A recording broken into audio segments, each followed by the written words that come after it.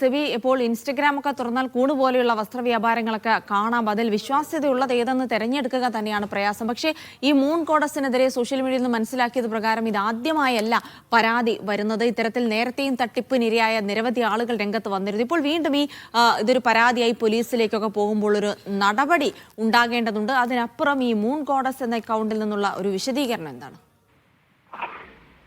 ജിൽസി, എന്തായാലും ഇത്തരത്തിൽ ഈ ഓൺലൈൻ തട്ടിപ്പ്, അതായത് സോഷ്യൽ മീഡിയ വഴി ഇൻസ്റ്റഗ്രാമിലും ഫേസ്ബുക്കിലൊക്കെ ഇത്തരത്തിൽ പരസ്യങ്ങൾ നൽകി ഓൺലൈൻ തട്ടിപ്പ് ഇപ്പോൾ നിരവധിയാണ്.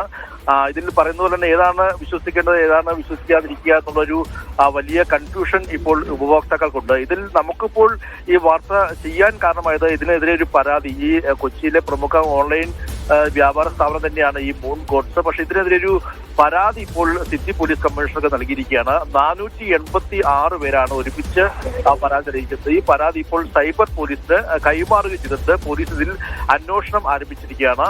ഇതിൽ പ്രധാനമായും നമ്മൾ ഈ ഒരു പരാതി ലഭിച്ച ഈ പരാതിക്കാരിൽ നിരവധി പേരുമായി നമ്മൾ സംസാരിച്ചു.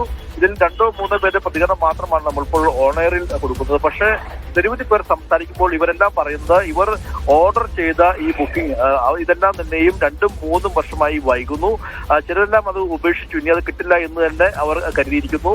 എല്ലാം ഇത് ഡിലേ എന്ന സ്റ്റാറ്റസ് ആണ് കാണിക്കുന്നത്. പക്ഷെ നമ്മൾ മനസ്സിലാക്കേണ്ടത് ഇവർക്ക് 1000 മുതൽ 2000, 3000 വരെയൊക്കെയാണ് ഇവർ നഷ്ടപ്പെട്ടതെങ്കിലും ഇത് പ്രകാരം ഇപ്പോൾ 500 പരാതികൾ എന്ന് പറയുന്നത് 500-ലധികം, അതായത് 1000-ലധികം അല്ലെങ്കിൽ 10,000-ലധികം ആളുകൾ പരാതി നൽകാത്തതുണ്ട് എന്നുള്ളതാണ്. അങ്ങനെയെങ്കിൽ ഇതൊരു വലിയ തട്ടിപ്പ് തന്നെയാണെന്ന കാര്യത്തിൽ യാതൊരു സംശയമില്ല.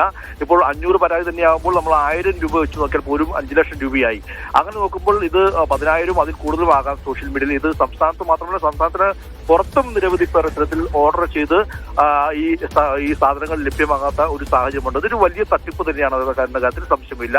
മാത്രമല്ല അവർ ഇപ്പോഴും റണ്ണിംഗ് ആണ്. അവർ ആദ്യം ഓഫീസ് പനമ്പള്ളി നഗറിലായിരുന്നെങ്കിൽ ഇപ്പോൾ അവർ കരൂർ കത്തിക്കടവ് ഓഫീസിലേക്ക് മാറി. നമ്മൾ അവരുമായി സംസാരിച്ചിരുന്നു. അവർ പറയുന്നത് ഞങ്ങൾ ഓഫീസ് മാറി, പക്ഷേ ഈ സാധനങ്ങൾക്ക് നൽകുമെന്നുള്ളതാണ്. എന്തായാലും ഇതൊരു വലിയ തട്ടിപ്പാണ്. ആ തട്ടിപ്പിന്റെ ഒരു 500-ലധികം പരാതികൾ മാത്രമാണ് ലഭിച്ചിരിക്കുന്നത്.